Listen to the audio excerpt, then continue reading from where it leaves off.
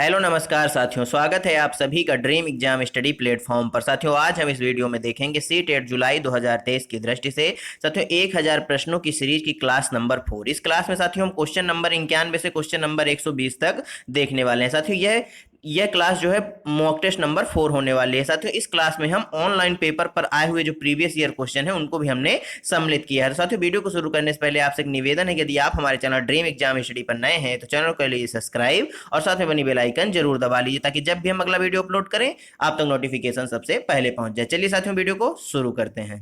साथियों question number 91, निम्न में से किसके लिए स्थूलगामक कौशल के उपयोग की आवश्यकता होगी? ब्रश से पेपर पर पेंटिंग करने पर, पेपर के टुकड़े काटना और चिपकाने पर, सुई में धागा डालना, चलना और दौड़ना। साथियों दो प्रकार के कौशल होते हैं, एक सूक्ष्म गतिक कौशल और एक साथियों स्थूल गतिक कौशल। सूक्ष्म गतिक कौशल को साथियों फाइन मोटर स्किल बोला जाता है और स्थूल गतिक कौशल को ग्रॉस मोटर स्किल भी बोला जाता है। साथियों जो सूक्ष्म गतिक कौशल होता है इसके अंतर्गत साथियों जैसे ब्रश से पेपर पर पेंटिंग करना, पेपर के साथियों छोटे छोटे टुकड़े काटना और उनको चिपकाना और सुई में धागा डालना, ये होते हैं साथियों सूक्ष्म गतिक कौशल या इनको साथियों फाइन मोटर स्किल भी बोला जाता है। साथियों बात करें चलना, दौड़ना, भागना, ये चीजें आती हैं साथियों स्थूल गतिक कौशल के अंतर्गत यानी ग्रॉस मोटर स्किल के अंतर्गत। तो साथियों इस क्वेश्चन का जो सही आंसर हो जाएगा वह ऑप्शन डी हो जाएगा। क्वेश्चन नंबर 92 साथियों, यह मान्यता है कि भौतिक वस्तुएं जैसे गुड़िया, कार में सजीव गुण होते हैं, क्या कहलाती है? साथियों जो निर्जीव वस्तुएं होती हैं इनको साथियों सजीव समझने की जो क्रिया है या गुण है वह क्या कहलाता है? जीववादी सोच कहलाती है, पदानुक्रमित सोच कहलाती है, केंद्रीयकरण कहलाता है या वर्गीकरण कहलाता है? बताइए साथियों। तो साथियों जो केंद्रीकरण होता है वह होता है किसी एक बिंदु पर ध्यान को केंद्रित करना, केंद्रीकरण कहलाता है। साथियों केंद्रीकरण है, जीववादी सोच है, इनके विषय में साथियों किसने बताया है? तो जीन पियाजे महोदय ने बताया। साथियों यदि आपने जीन पियाजे महोदय की क्लास नहीं देखी तो आप हमारे चैनल पर जाकर देख सकते हैं, हम लिंक भी डिस्क्रिप्शन में आपके लिए दे देंगे। साथियों भौतिक वस्तुओं जैसे गुड़िया, कार, इनको सजीव समझने का गुण क्या कहलाता है? साथियों जीववाद कहलाता है यानी जीववादी सोच कहलाती है। इस क्वेश्चन का सही आंसर क्या हो जाएगा? ऑप्शन ए हो जाएगा। क्वेश्चन नंबर 93 साथियों, संकेतों व अन्य तरीकों द्वारा बच्चों को जरूरत पड़ने पर मदद करना किसका उदाहरण है? साथियों संकेत है, अन्य तरीके हैं, इनके द्वारा बच्चों की जरूरत पड़ने पर बच्चों की मदद करना किस चीज का उदाहरण कहलाता है? पाठ का, पुनर्बलन का, अनुबंधन का या संज्ञानात्मक द्वंद्व का? बताइए साथियों। संकेतों द्वारा जैसे कोई बच्चा कोई कार्य कर रहा है, वह यहां से इस कार्य को करते हुए यहां आया और यहां पर वह अटक जाता है, तो आप इसको यहां पर क्या करेंगे? संकेत देंगे, तो यह बच्चा आगे बढ़ जाएगा। तो यह जो संकेत देने की प्रक्रिया है यह क्या कहलाती है? साथियों यह जो है पाड़ कहलाती है। क्या कहलाती है साथियों? इसका फोल्डिंग बोलते हैं, इसको पाड़ बोलते हैं, इसका फोल्डिंग भी बोला जाता है। यानी ऑप्शन ए क्या हो जाएगा इस क्वेश्चन का? एकदम राइट आंसर हो जाएगा। साथियों पाड़ के संबंध में किसने बताया यदि आपसे पूछ ले तो वाइगोत्स्की महोदय ने बताया। वाइगोत्स्की महोदय का सिद्धांत किस नाम से जाना जाता है साथियों? तो सामाजिक एवं सांस्कृतिक विकास के सिद्धांत के नाम से जाना जाता है। इस क्वेश्चन का सही आंसर ऑप्शन ए हो गया। क्वेश्चन नंबर 94 देखते हैं साथियों, बच्चों की शिक्षा के लिए वाइगोत्स्की के सिद्धांत का अनुप्रयोग प्रस्तावित है सहयोगात्मक अधिगम के रूप में, क्रिया प्रसूत अधिगम के रूप में, रटंत अधिगम के रूप में या निष्क्रिय अधिगम के रूप में? बताइए साथियों। साथियों बात करें क्रिया प्रसूत अधिगम या क्रिया प्रसूत अनुबंधन सिद्धांत की बात करें तो साथियों इसके जो प्रतिपादक हैं वह स्किनर महोदय हैं। कौन है साथियों? स्किनर महोदय। इन्होंने प्रयोग साथियों किस पर किया था? तो इन्होंने प्रयोग चूहे और साथियों कबूतर पर किया था। किस पर? कबूतर पर किया था। किसने साथियों? स्किनर महोदय ने किया था। वाइगोत्स्की के सिद्धांत की बात हुई यानी सांस्कृतिक एवं सामाजिक विकास के सिद्धांत की बात हुई है। अर्थात साथियों समाज में क्या होता है? सहयोग होता है। समाज में सहयोग होता है तो वाइगोत्स्की का सिद्धांत किससे अनुप्रयोग को प्रस्तावित करता है साथियों? सहयोगात्मक अधिगम के अनुप्रयोग को प्रस्तावित करता है। यानी ऑप्शन ए क्या हो जाएगा इस क्वेश्चन का? एकदम राइट आंसर हो जाएगा। साथियों क्वेश्चन नंबर 95 देखते हैं, कोहल वर्ग के नैतिक विकास के किस चरण में व्यक्ति अपने व्यवहार के परिणाम के बजाय दूसरों की अपेक्षाकृत कार्य करता है?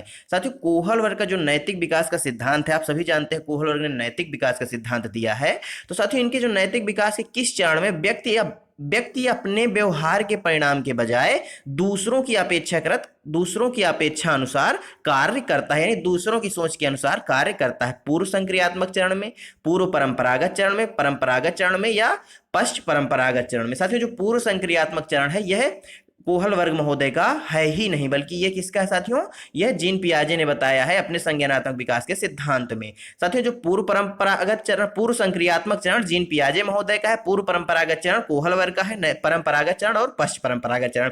इन्होंने 3 चरण बताए हैं नैतिक विकास के। और साथियों इन 3 चरणों की कुल कितनी अवस्थाएं बताई हैं, 6 अवस्थाएं बताई हैं। तो साथियों इस क्वेश्चन का जो सही आंसर हो जाएगा वह क्या हो जाएगा, परंपरागत चरण, यानी जो मध्य वाला चरण होता है, परंपरागत चरण होता है, इसमें जो नैतिक विकास होता है यह व्यक्ति अपने व्यवहार के परिणाम के बजाय अपेक्षाकृत दूसरों के अनुसार कार्य करता है, यानी ऑप्शन सी क्या हो जाएगा, राइट आंसर हो जाएगा। क्वेश्चन नंबर साथियों 96, एक प्रगतिशील कक्षा परीक्षा केंद्रित होती है, पाठ्य पुस्तक केंद्रित होती है, शिक्षक केंद्रित होती है या विद्यार्थी केंद्रित होती है, बताइए साथियों।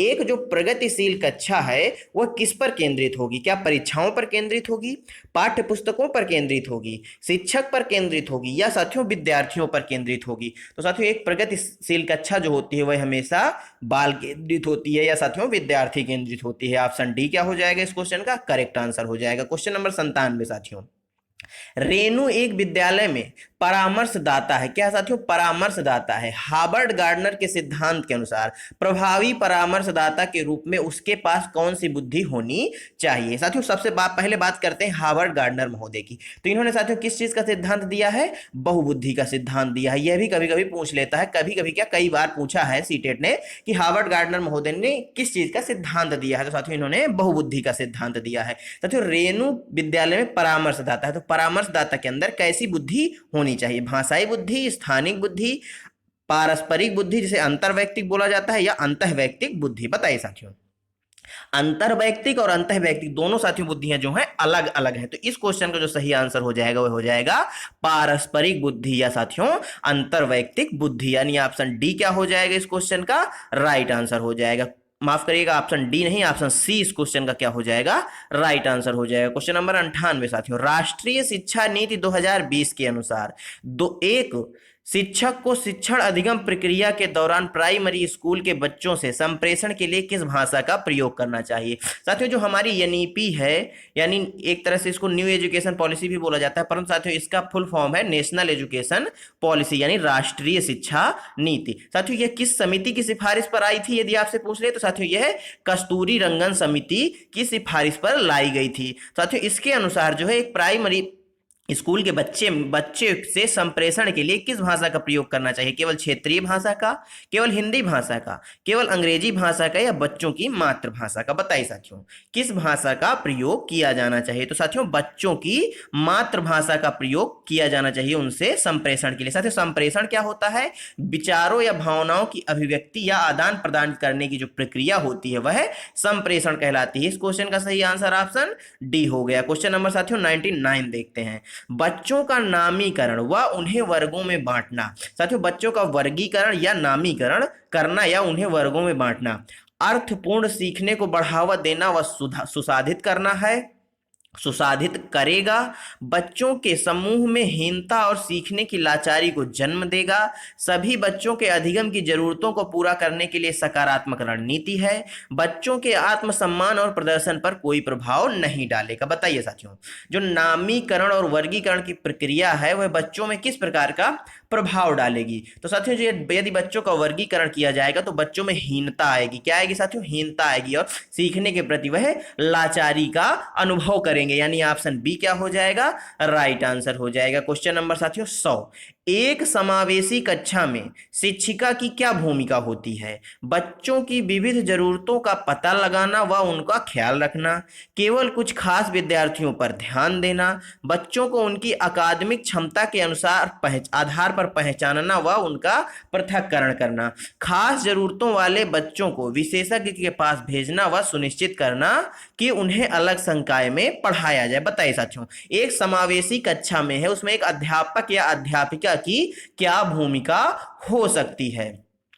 तो साथियों एक अध्यापक की क्या यह भूमिका होगी कि वह बच्चों को, खास जरूरत वाले बच्चों को विशेषज्ञ के पास भेजे, खासकर समावेशी कक्षा में? तो ऐसा बिल्कुल नहीं होगा। बच्चों को उनके अकादमिक यानी कि एकेडमिक मेरिट के आधार पर पहचानना व पृथक्करण करना, यह भी नहीं किया जाएगा। केवल साथियों कुछ खास विद्यार्थियों पर ध्यान देना, यह एक अध्यापक का गुण होगा समावेशी कक्षा में? तो ऐसा भी बिल्कुल नहीं होगा। बल्कि क्या होगा, बच्चों की साथियों क्या जरूरतें हैं उनका पता लगाना और उनका ख्याल रखना। यानी ऑप्शन ए क्या हो जाएगा इस क्वेश्चन का राइट आंसर हो जाएगा। क्वेश्चन नंबर साथियों 101, प्रभावी शिक्षक कक्षा में शिक्षण अधिगम की प्रक्रिया में अक्सर जांच करने वाले प्रश्नों का प्रयोग करते हैं। साथियों जो प्रभावी शिक्षक हैं वह कक्षा में शिक्षण अधिगम प्रक्रिया के में अवसर जांच करने वाले प्रश्नों का प्रयोग करते, माफ करिएगा अवसर नहीं, अक्सर जांच करने वाले प्रश्नों का प्रयोग करते हैं। इससे शिक्षक को किस प्रकार के मूल्यांकन में मदद मिलती है? प्रभावी शिक्षक कक्षा में शिक्षण अधिगम की प्रक्रिया में अक्सर जांच करने वाले प्रश्नों का प्रयोग करते हैं, यानी साथियों मूल्यांकन करने वाले प्रश्नों का प्रयोग करते हैं। तो इन्हें मूल्यांकन करने में किस मूल्यांकन में साथियों मदद मिलती है? योगात्मक मूल्यांकन में, रचनात्मक मूल्यांकन में, मानकीकृत मूल्यांकन में, या साथियों मानक संदर्भित मूल्यांकन में? बताइए साथियों इस क्वेश्चन का सही आंसर क्या हो जाएगा। बात करें साथियों योगात्मक मूल्यांकन की, साथियों जो सत्र के अंत में परीक्षाएं ली जाती हैं वह योगात्मक मूल्यांकन का एक हिस्सा है, वह साथियों योगात्मक मूल्यांकन के अंतर्गत आती हैं। जबकि साथियों जो रचनात्मक मूल्यांकन है यह होता है साथियों अक्सर पढ़ाते वक्त ही, यानी शिक्षण अधिगम प्रक्रिया के दौरान ही मूल्यांकन युक्त प्रश्न पूछने की प्रक्रिया रचनात्मक मूल्यांकन के अंतर्गत आती है। अर्थात इस क्वेश्चन का जो सही आंसर हो जाएगा वह ऑप्शन क्या हो जाएगा, बी हो जाएगा। क्वेश्चन नंबर 102 साथियों, एक विद्यार्थी जिसे दृष्टिबाधिता है कि विशिष्ट जरूरतों के लिए एक शिक्षक को क्या करना चाहिए? साथियों एक विद्यार्थी है जो दृष्टिबाधित है तो उसकी जरूरतों के लिए क्या करना चाहिए? विविध तरीके के दृश्यी प्रस्तुतिकरण पर ध्यान देना चाहिए, कई प्रकार की स्पर्शनीय और हस्त कौशल सामग्री का उपयोग करना चाहिए, बहुत सी मूक फिल्में दिखानी चाहिए, बहुत सी संरचित वर्कशीट जिसमें चित्र हो देनी चाहिए। बताइए साथियों एक साथियों दृष्टिबाधित विद्यार्थी के लिए क्या करना चाहिए? तो साथियों क्या दृश्यिक प्रस्तुतिकरण करेंगे? तो ऐसा नहीं करेंगे। क्या साथियों मूक फिल्में दिखाएंगे? तो ऐसा भी नहीं करेंगे। क्या साथियों वर्कशीट देंगे चित्रयुक्त? तो ऐसा भी नहीं करेंगे। बल्कि क्या करेंगे, कई प्रकार की स्पर्शनीय और हस्त कौशल सामग्री का उपयोग करना चाहिए, यानी ऑप्शन बी क्या हो जाएगा, राइट आंसर हो जाएगा। क्वेश्चन नंबर 103 साथियों, सामाजिक अंतःक्रिया और मौखिक संप्रेषण में चुनौती किसका विशिष्ट अभिलक्षण है? स्वलीनता का, अवधान न्यूनता, अतिक्रियाशीलता विकार का, पठन वैकल्य का, या गुणज वैकल्य का? बताइए साथियों सामाजिक अंतःक्रिया और साथियों मौखिक संप्रेषण में चुनौती, जहां भी साथियों संप्रेषण में चुनौती आ रही है, मौखिक संप्रेषण में चुनौती आ रही है, वहां पर आप हमेशा ध्यान रखिएगा वहां पर स्वलीनता की बात हो रही है, यानी स्वयं में लीन होना। यानी ऑप्शन ए क्या होगा इस क्वेश्चन का एकदम राइट आंसर हो जाएगा। साथियों गुणज वैकल्य यानी साथियों गणित संबंधी विकार, इसे डिस्कैलकुलिया भी बोला जाता है। क्वेश्चन नंबर 104 देखते हैं, शिक्षक बच्चों को विभिन्न रंगों वाली चिकनी मिट्टी देकर कहती है कि उनके मन में जो आता है वह बनाएं, इसके माध्यम से वह बच्चों में को बढ़ावा देना चाहती हैं। साथियों एक शिक्षक हैं वह बच्चों को विभिन्न रंगों वाली चिकनी मिट्टी देकर कहती हैं कि उनके मन में जो आ रहा है वह बनाइए, इसके माध्यम से बच्चों में किस चीज को बढ़ावा मिलेगा? सृजनात्मकता को, रटने को, असहयोग को, या अनुशासनहीनता को? बताइए साथियों तो इस प्रकार की क्रिया में बच्चों को साथियों सृजनात्मकता बच्चों में बढ़ेगी, यानी ऑप्शन ए क्या हो जाएगा, राइट आंसर हो जाएगा। बच्चे जो है उस मिट्टी से, गीली मिट्टी से या चिकनी मिट्टी से तरह तरह के क्या करेंगे, खिलौने बनाएंगे या उपकरण बनाएंगे, जिससे बच्चों का जो है सृजनात्मक विकास होगा। अगला क्वेश्चन साथियों, बचपन के प्रारंभिक सालों में किसके विकास पर ध्यान केंद्रित करना चाहिए? शारीरिक कौशल के, सामाजिक कौशल के, संज्ञानात्मक क्षमता के, संवेगात्मक कौशल के, या अमूर्त तर्क के? बताइए साथियों बचपन के साथियों प्रारंभिक काल में किसके साथियों विकास पर ज्यादा ध्यान केंद्रित करना चाहिए? साथियों अमूर्त तर्क की बात आई है, तो साथियों बचपन के प्रारंभिक काल में संभव नहीं है, बल्कि साथियों यह क्या है, यह पियाजे के अमूर्त संक्रियात्मक अवस्था, यानी साथियों यह लगभग 11 वर्ष के बाद संभव है। साथियों बच्चों के शारीरिक कौशल पर बिल्कुल सही बात है, बच्चों के सामाजिक कौशल पर, संज्ञानात्मक क्षमता पर और संवेगात्मक विकास पर, यानी साथियों ऑप्शन ए ऑप्शन 1, 2, 3 और 4 यानी ऑप्शन सी इस क्वेश्चन का क्या हो जाएगा, राइट आंसर हो जाएगा। पहला, दूसरा, तीसरा और चौथा पॉइंट बिल्कुल सही हो जाएंगे। क्वेश्चन नंबर 106, रचनावादी कक्षा में अर्थपूर्ण सीखना जानकारी के भंडारण व उपयोजन से होता है, अन्वेषण व अंतःक्रिया के द्वारा खोज की प्रक्रिया है, इनाम व सजा के प्रयोग से होता है, बारंबार वेधन तथा अभ्यास से होता है। बताइए साथियों, रचनावादी कक्षा की बात हो रही है, अर्थात यहाँ पर बारंबार वेधन या अभ्यास तो बिल्कुल नहीं होगा, इनाम व सजा भी नहीं होगी, जानकारी के भंडारण व उपयोजन से होता है, या अन्वेषण व अंतःक्रिया के द्वारा खोज की प्रक्रिया से होता है। ये दो ऑप्शन आपके पास हैं, बताइए इनमें से राइट आंसर कौन सा हो जाएगा। तो साथियों, जहां भी खोज की बात आए, अन्वेषण की बात आए, वह एक पॉजिटिव पॉइंट है रचनावादी कक्षा की दृष्टि से, जहां पर अधिगम क्या होता है साथियों, अर्थपूर्ण होता है, यानी ऑप्शन बी क्या हो जाएगा इस क्वेश्चन का, एकदम राइट आंसर हो जाएगा। साथियों, क्वेश्चन नंबर 107 देखते हैं, निम्नलिखित में से कौन सा भाव नहीं है। क्या साथियों, भाव नहीं है, स्मृति, क्रोध, प्यार या भय। बताइए, भाव भाव आप सभी जानते हैं, जिन्हें संवेग भी एक तरह से हम बोल सकते हैं। तो साथियों, इन कौन सा है जो नहीं है। साथियों, जो स्मृति है यह भाव नहीं है, स्मृति यानी मेमोरी यह भाव नहीं है, क्रोध एक भाव है या संवेग है, प्यार भी भाव या संवेग है, और भय भी भाव या संवेग है। ऑप्शन ए क्या हो जाएगा इस क्वेश्चन का, राइट आंसर हो जाएगा। क्वेश्चन नंबर 108, प्राथमिक शिक्षिका अपने विद्यार्थियों में आंतरिक अभिप्रेरणा को बढ़ावा देने के लिए क्या कर सकती है। साथियों, प्राथमिक कक्षा की एक शिक्षिका है या शिक्षक हैं, वह अपने विद्यार्थियों में आंतरिक प्रेरणा को बढ़ावा देने के लिए क्या कर सकते हैं। हर विद्यार्थी के हर एक प्रयास की प्रशंसा करके, अवांछनीय व्यवहार को दंडित करके, विद्यार्थियों में प्रतिस्पर्धा को बढ़ावा देकर, बच्चों को सीखने में आनंद की अनुभूति को प्रोत्साहित करके। बताइए साथियों, बहुत अच्छा क्वेश्चन है, बहुत ही डीप क्वेश्चन है, इसको आप ध्यान से पढ़िएगा। हर विद्यार्थी के हर एक प्रयास पर क्या प्रशंसा करनी चाहिए, तो ऐसा नहीं करनी चाहिए। इससे क्या होता है, प्रशंसा का जो गुण होता है बच्चे के अंदर वो छीण हो जाता है, यानी फिर उसको प्रशंसा से कोई फर्क नहीं पड़ने लगता। इसलिए साथियों क्या है, प्रशंसा को बार बार नहीं करना चाहिए। अवांछनीय व्यवहार पर क्या साथियों, दंडित करना चाहिए, तो दंड भी नहीं देना चाहिए। विद्यार्थियों में प्रतिस्पर्धा को क्या बढ़ावा देना चाहिए, तो बिल्कुल नहीं, बल्कि क्या करना चाहिए, बच्चों को सीखने में आनंद की अनुभूति हो, इस प्रकार सीखने को क्या करना चाहिए, प्रोत्साहित करना चाहिए। ऑप्शन डी क्या हो जाएगा इस क्वेश्चन का, राइट आंसर हो जाएगा। क्वेश्चन नंबर 109,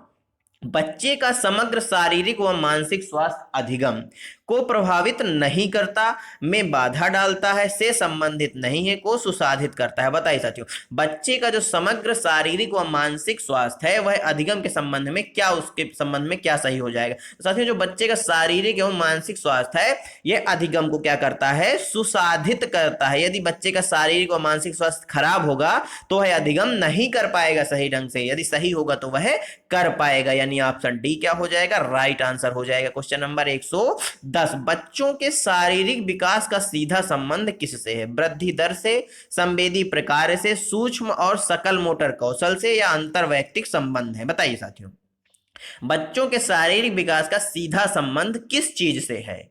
साथियों, जो बच्चों का शारीरिक विकास होता है इसका सीधा संबंध सूक्ष्म और किससे साथियों, वृद्धि दर से है, बिल्कुल शारीरिक विकास है यानी वृद्धि से संबंधित है, संवेदी कार्यों से है, सूक्ष्म और सकल मोटर कौशल से भी है, यानी ऑप्शन सी इस क्वेश्चन का पहला, दूसरा, तीसरा क्या हो जाएंगे, राइट आंसर हो जाएंगे। Option C correct answer. Question number 111, किस सिद्धांत में प्रतिपादित किया गया है कि विकास की दिशा समान होने पर भी प्रत्येक बच्चे का विकास अपनी गति से होता है। किस सिद्धांत में साथियों प्रतिपादित किया गया है कि विकास की दिशा यदि समान है तो प्रत्येक बच्चे का विकास अपनी गति से होगा। शीर्षगामी विकास का सिद्धांत, समीप दूराभिमुख विकास का सिद्धांत, एक रूपता का सिद्धांत, या व्यक्तिगत विकास का सिद्धांत। बताइए साथियों, क्वेश्चन नंबर 111 का जो सही आंसर है वह क्या हो जाएगा। तो साथियों, इस क्वेश्चन का जो सही आंसर हो जाएगा वह ऑप्शन ए हो जाएगा, शीर्षगामी विकास का सिद्धांत। ऑप्शन ए करेक्ट आंसर हो जाएगा। क्वेश्चन नंबर 112, बौद्धिक क्षमताएं जैसे कि साथियों कल्पना, समालोचनात्मक सोच और परासंज्ञान की चर्चा परोक्ष रूप से विकास के क्षेत्र के अंतर्गत की जाती हैं। साथियों जो बौद्धिक क्षमताएं हैं, समालोचनात्मक सोच है, परासंज्ञान है और कल्पना है, ये किसके अंतर्गत इनकी चर्चा की जाती है? सामाजिक क्षेत्र के अंतर्गत, शारीरिक क्षेत्र, नैतिक से क्षेत्र या संज्ञानात्मक क्षेत्र? साथियों बुद्धि की बात आई है, अर्थात साथियों यह संज्ञान की बात आई है। किसकी साथियों? संज्ञान की बात आई है, अर्थात ऑप्शन डी क्या हो जाएगा इस क्वेश्चन का करेक्ट आंसर हो जाएगा। क्वेश्चन नंबर 113, विकास के बारे में निम्न में से कौन सा कथन सही नहीं है? बच्चे विभिन्न दरों पर विकसित होते हैं, विकास अपेक्षाकृत क्रमिक होता है, आनुवांशिकता विकास का एकमात्र कारण है, विकास निरंतर रूप से होता है। बताइए साथियों, विकास के बारे में निम्न में से कौन सा कथन है जो सही नहीं है? साथियों निगेटिव पूछा है, तो साथियों जो ऑप्शन सी है, आनुवांशिकता विकास का एकमात्र कारण है, यह ऑप्शन बिल्कुल गलत है। बल्कि विकास क्या है? आनुवांशिकता तथा वातावरण की क्रिया का परिणाम है। ऑप्शन सी क्या होगा इस क्वेश्चन का राइट आंसर हो जाएगा। क्वेश्चन नंबर 114, मानवीय क्षमताएं जैसे साथियों बुद्धि, समस्या समाधान, समालोचनात्मक चिंतन के सापेक्ष विकास के किस क्षेत्र के अंतर्गत अध्ययन किया जाता है? साथियों ये क्वेश्चन को इस बार घुमाया हुआ है और अभी हमने क्वेश्चन नंबर 112 इसी प्रकार का क्वेश्चन हमने किया है। तो साथियों बताइए क्वेश्चन नंबर 114 का जो सही आंसर है वह क्या हो जाएगा? शारीरिक, संवेगात्मक, संज्ञानात्मक या नैतिक? बुद्धि की बात आई है, समस्या समाधान की बात आई है, समालोचनात्मक चिंतन की बात आई है, अर्थात साथियों ये किसके अंतर्गत होंगे? संज्ञानात्मक क्षेत्र के अंतर्गत होंगे। ऑप्शन सी क्या हो जाएगा? राइट आंसर हो जाएगा। क्वेश्चन नंबर 115, जीन पियाजे के अनुसार व्यक्ति किस अवस्था को प्राप्त करने के लिए समाधान की निरंतर खोज करने में लगा रहता है? साथियों जीन पियाजे ने किस चीज का सिद्धांत दिया है? साथियों संज्ञानात्मक विकास का सिद्धांत दिया है। किसका? संज्ञानात्मक विकास का सिद्धांत दिया है। इन्होंने संज्ञानात्मक विकास की साथियों कितनी अवस्थाएं बताई हैं? तो 4 अवस्थाएं बताई हैं। कौन कौन सी साथियों?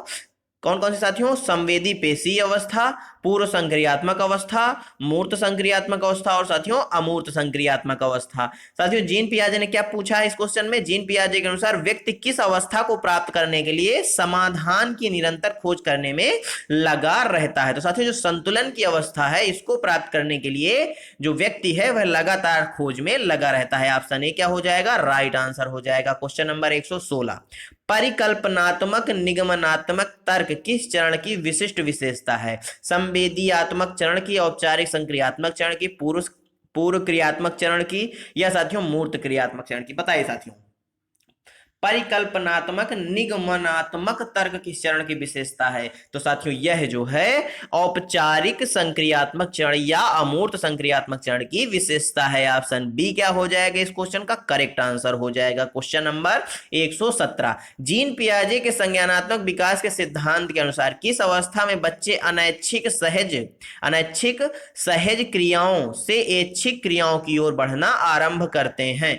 संवेदी गत्यात्मक चरण, औपचारिक संक्रिया चरण, पूर्व संक्रियात्मक चरण या मूर्त संक्रियात्मक चरण? बताइए साथियों किस चरण में बच्चे जो है अनैच्छिक क्रियाओं से ऐच्छिक क्रियाओं की ओर बढ़ना प्रारंभ करते हैं? तो साथियों संवेदी गत्यात्मक चरण में, यानी ऑप्शन ए क्या हो जाएगा इस क्वेश्चन का एकदम राइट आंसर हो जाएगा। साथियों संवेदी गत्यात्मक चरण जो होता है इसमें बच्चे में वस्तु स्थायित्व का गुण पाया जाता है। यह क्वेश्चन भी आप थोड़ा ध्यान रखिएगा, कभी कभी पूछ लेता है कि बताइए वस्तु स्थायित्व का गुण बच्चे में किस अवस्था में पाया जाता है? तो संवेदी गत्यात्मक अवस्था या संवेदी चरण में, संवेदी गत्यात्मक चरण में पाया जाता है। ऑप्शन ए क्या हो जाएगा? राइट आंसर हो जाएगा। क्वेश्चन नंबर 118, शिक्षा को बाल केंद्रित बनाने के लिए निम्न में से क्या बदलाव जरूरी हैं? रचनात्मक मूल्यांकन से योगात्मक मूल्यांकन की ओर, कंठस्थ स्मरण से क्रिया आधारित अधिगम की ओर, खोजी अधिगम से व्याख्यान विधि की ओर, लचीले पाठ्यक्रम से मानकीकृत पाठ्यक्रम की ओर? बताइए साथियों शिक्षा को बाल केंद्रित बनाने के लिए कौन से बदलाव जो है वह आवश्यक है? साथियों कंठस्थ यानी स्मरण याद करने की प्रक्रिया से साथियों क्रिया आधारित अधिगम की ओर बढ़ने की जरूरत है। ऑप्शन बी क्या हो जाएगा? राइट आंसर हो जाएगा। क्वेश्चन नंबर 119, समावेशी शिक्षा के विविध जरियों के निष्कासन पर बल देती है? प्रस्तुतिकरण के, अभिव्यक्ति के, संलग्नता के या भेदभाव के? बताइए साथियों समावेशी शिक्षा डॉट डॉट के विविध जरियों के निष्कासन पर बल देती है। किनके साथियों निष्कासन पर बल देती है? तो साथियों यह जो है भेदभाव के निष्कासन पर बल देती है, यानी बच्चा किसी भी वर्ग का हो, किसी भी समूह से आया हो, उसके साथ कोई भेदभाव नहीं होगा, उसको सबके समान ही समझा जाएगा। ऑप्शन डी क्या हो जाएगा? राइट आंसर हो जाएगा क्वेश्चन नंबर 120। पठन वैकल्य सापेक्ष रूप से किस क्षेत्र में चुनौती पैदा करता है? साथियों जो पठन वैकल्य है ये किस क्षेत्र में चुनौती पैदा करता है? लिखित विरामी के बोध में, शारीरिक गतिविधियों के समन्वय में, दूसरों की भावनाओं को समझने में, या चित्र बनाने में? बताइए साथियों। साथियों पठन वैकल्य है अर्थात साथियों जब आप जो लिखी हुई चीजें होंगी उनमें जो विराम चिन्ह होगा उनके बोध में समस्या होगी पठन वैकल्य में, यानी ऑप्शन ए क्या हो जाएगा? लिखित विरामी के बोध में। ऑप्शन ए करेक्ट आंसर हो जाएगा। साथियों धन्यवाद आप सभी का हमारे साथ जुड़े रहने के लिए। साथियों आज की वीडियो आपको कैसी लगी हमें कमेंट बॉक्स में जरूर बताइएगा। साथियों यदि वीडियो अच्छी लगी हो तो वीडियो को लाइक कर दीजिए, अपने दोस्तों के साथ शेयर कर दीजिए, और साथियों यदि आप चैनल पर नए हैं तो चैनल को कर लीजिए सब्सक्राइब और साथ में बनी बेल आइकन जरूर दबा लीजिए। साथियों आज हमने क्वेश्चन नंबर 91 से 120 तक देखा है। आगे साथियों हम इस सीरीज को आगे इस तरह बढ़ाते रहेंगे। मिलते हैं साथियों आपसे अगले वीडियो में, तब तक के लिए जय हिंद, जय भारत। अपना और अपनों का ख्याल रखिए, सभी का सम्मान करिए। धन्यवाद साथियों।